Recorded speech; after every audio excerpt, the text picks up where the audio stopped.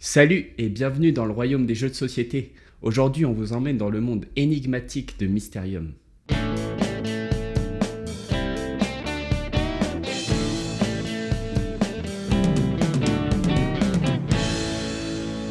Dans Mysterium, un fantôme doit faire deviner à des voyants comment il a été tué.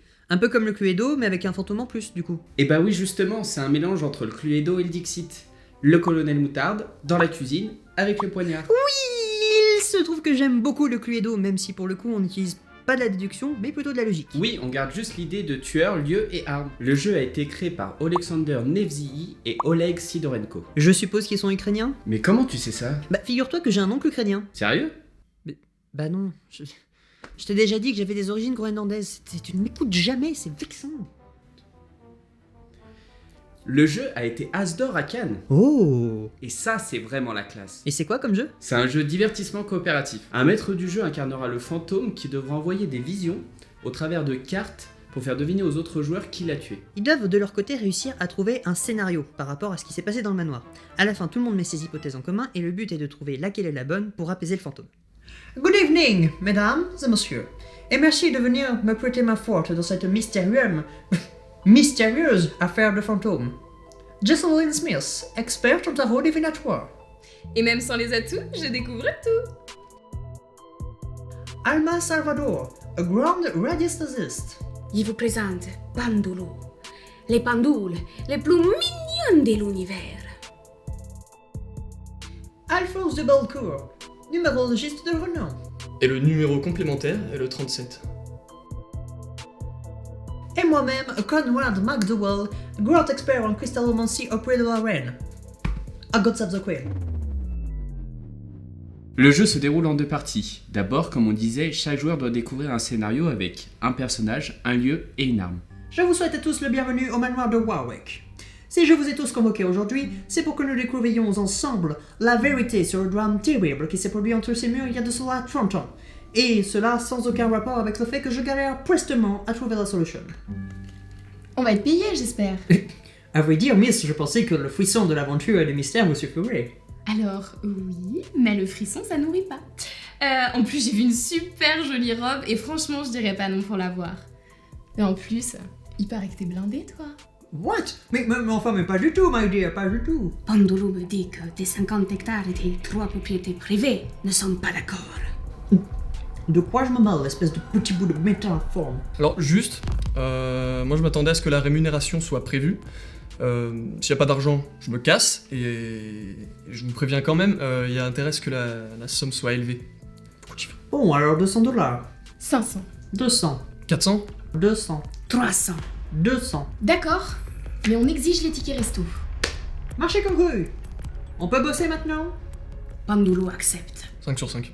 Je vais avoir ma robe, je vais avoir ma robe. Le fantôme commence alors à envoyer des visions pour faire découvrir les circonstances de sa mort. Je vais à présent tenter de communiquer avec la malheureuse victime.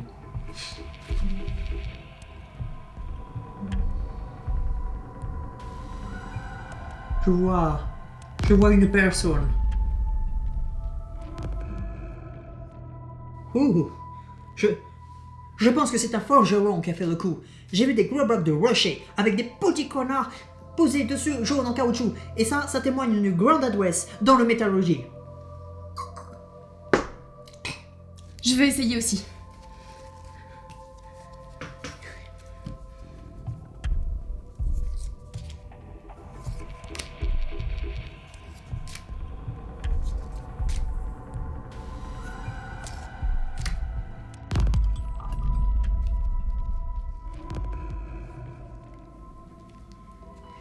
Je pense que c'est une fleuriste. J'ai vu des fleurs sur des éléphants. Ça veut dire que l'assassin est accro aux bégonias. Pandulu dit qu'il faudrait peut-être vous mettre d'accord. Parce que c'est chiant. S'il y a bien une chose que nous enseigne le nombre 3393, c'est qu'on devrait d'abord écouter notre instinct et ensuite voir qui a raison. Le fantôme doit alors valider le choix des voyants sans parler. En général, il tapera sur la table, un coup pour oui, deux coups pour non.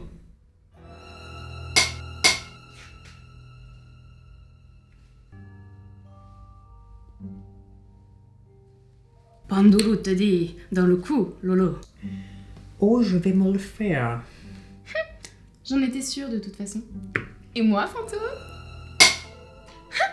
Je vous l'avais dit, c'est une fleuriste qui a fait manger les pissenlits par la racine à notre victime. Coup de chance, voilà tout. Well, on continue?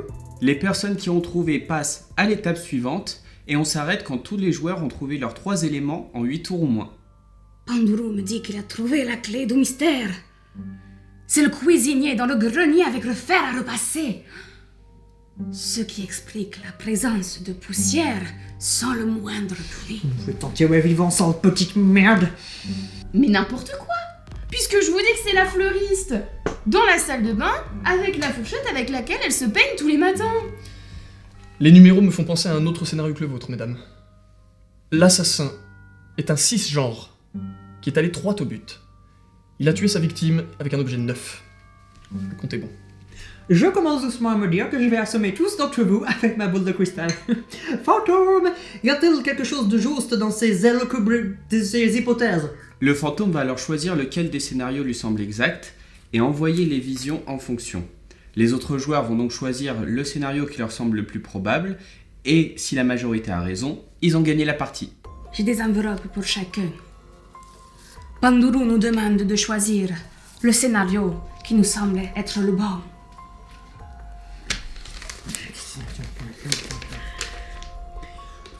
Fantôme, dis-nous lequel d'entre nous a raison.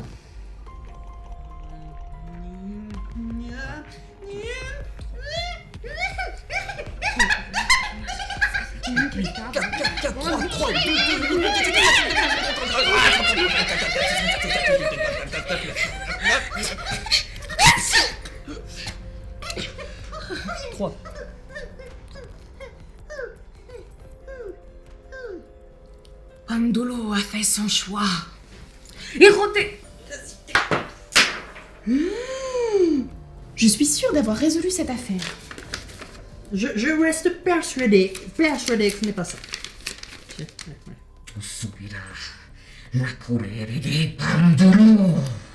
Oui, eh bien, en attendant, il a subi la mienne et ça soulage mes nerfs. C'est évident. Well, voyons vos réponses. Bien, on dirait que la majorité a voté pour la fourchette dans la salle de bain avec la fleuriste. Formidable. Je le savais! Fantôme, est-ce que c'est bien ça? Oh yes! I like it. Je pense que je vais me reconvertir dans le jardinage. Tristesse infinie. Pandulu reprendra sa revanche. Eh bien, on n'a qu'à dire que je vous offrirai une tea party avec des crackers et du fromage. Voilà. Oh, c'est tout à fait. Whisky! Voilà, c'est à peu près l'idée du jeu. Là, c'est effectivement une vision assez personnelle. Eh ben, je crois qu'on peut dire qu'on s'est un peu lâché. Lâche un petit paix. Le jeu a été adapté en jeu vidéo par Asmodée Digital. Disponible sur Android, Steam et iOS avec un gameplay très fidèle et plutôt sympa. Et si on passait à l'avis sur le jeu? Oh, mais oui alors! Allons-y avec liesse et ferveur. Cela me remplit de joie. C'est un bonheur chaque jour, chaque instant. Trop, beaucoup trop. Oui, bon bah désolé, mais bon, il va falloir du temps pour que j'y croise. T'es marrant, toi. Mais pourquoi je fais ça avec toi? Le visuel. Le visuel est bien travaillé et accentue l'atmosphère de mystère du jeu. C'est marrant parce que dans Mysterium, il y a mystère. Chaque élément est esthétiquement réussi. Et les cartes vision sont de véritables petits chefs-d'œuvre. Regardez celui que j'ai accroché dans mon salon. Vous avez vu le point de fuite? C'est beau. Sérieux? Le packaging. La boîte est bien faite et on a une place pour chaque chose. Mais je te conseille quand même de sliver tes cartes. Slivé? De quoi ça s'agit? Oui, enfin il faut les protéger avec des pochettes en plastique parce qu'elles sont quand même souvent manipulées. Mais par contre, je vous déconseille de le faire avec les cartes qui vont dans le paravent, sinon ça rentre plus. Par contre, évite de trop secouer la boîte parce que ça bouge beaucoup là-dedans. Les pions sont super jolis, le paravent envoie du pâté, l'horloge claque Et les jetons ils déchirent? Ouais. Les règles. Les 3/4 des règles et l'idée globale du jeu sont assez simples à assimiler, Mais dès qu'on parle des jetons de vote, c'est un peu plus compliqué. Mais les bonnes règles en termes de jetons de vote, monsieur Xanadu, elles sont à la fois dictées par le bon sens, mais elles sont également dictées par le livret de règles. Quoi? Je vous ai compris, monsieur Xanadu. De toute façon, les jetons de vote, c'est pas vraiment la partie centrale du jeu, donc c'est pas dérangeant, et on peut jouer sans. C'est de la poudre de perlimpinpin. Mais ta gueule! Mais bordel, mais ferme ta gueule! Mais putain, mais pour l'humanité entière! La prise en main. Pour tout ce qui existe sur cette bordel de terre, mais ferme ta gueule! La prise en main est facilitée par le fait qu'on s'aide les uns les autres, du coup on n'est jamais vraiment perdu. Il faut juste que le rôle du fantôme et de son fonctionnement soit bien compris. La durée. C'est un peu long pendant que le fantôme réfléchit, mais on peut faire autre chose en attendant, donc ça va. Oui, par exemple, moi j'ai eu le temps de lire Les Misérables de Victor Hugo en une seule partie. Oui, au moins ça, oui. Le fun. On va pas dire le contraire, on se marre bien dans le jeu. En plus, le fantôme il peut pas parler, donc on peut se moquer de lui et du choix de ses cartes. Bah oui, parce que c'est aussi un jeu qui permet de voir que tout le monde finalement pense différemment. Parce qu'autant le fantôme, bah lui aussi il se marre bien dans sa barbe en voyant les suppositions parfois absurdes que peuvent avoir les joueurs par rapport aux visions qu'il a envoyées. On a toujours une petite tension qui s'installe au moment où le fantôme donne son verdict. Est-ce qu'on a eu bon? Est-ce qu'on n'a pas eu bon? Ouh, l'attention. La mécanique. À ce niveau, on peut dire que c'est un jeu assez intuitif qui se comprend et se maîtrise dès la première partie. On a un jeu très simple mais pas redondant pour autant, vu que chaque personne a sa propre façon de penser les cartes, et pour le coup, bah elles sont très abstraites. Oui, les possibilités dans le jeu de base sont suffisantes, et il y a quand même 2 extensions qui sont très sympas qu'on vous présentera dans une prochaine vidéo. L'originalité. Il reprend des concepts assez classiques de Cluedo et Dixit, mais il arrive à en faire quelque chose de très original. Et on en redemande. Je dis juste qu'on prend son pied à jouer à ce jeu. Tu peux te taire, s'il te plaît? Bref, tout ça pour dire que ce jeu est assez unique et plaira au plus grand nombre. Pour des soirées inoubliables. La mise en place. Alors là, ça prend du temps. Et justement, sur cette partie, eh ben, j'ai eu le temps de lire l'intégrale d'Harry Potter et en anglais. C'est vachement bien. Oh, mais la barbe avec tes bouquins! C'est bien une réflexion de Moldu, ça. C'est vrai que c'est assez long à mettre en place et il faut s'occuper pendant l'installation, mais quand on voit le résultat final, ça vaut le coup.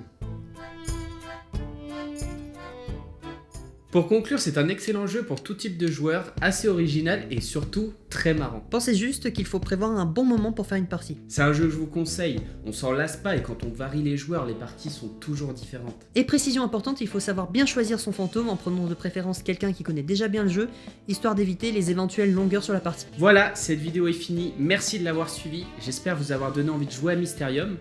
Sachez qu'une vidéo complémentaire sortira pour vous expliquer plus précisément les règles du jeu. En attendant, n'hésitez pas à vous abonner, à mettre la cloche. Partagez la vidéo, laissez un petit like, ça fait toujours plaisir. Jouez à des jeux. Des amis, de la famille, des inconnus, enfin ceux qui sont pas louches, hein, bien sûr. Et on se retrouve bientôt pour un nouveau voyage dans le royaume des jeux de société. Salut!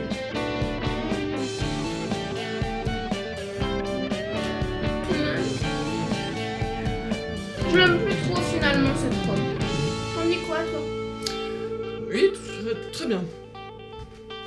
Et reviens! Hé!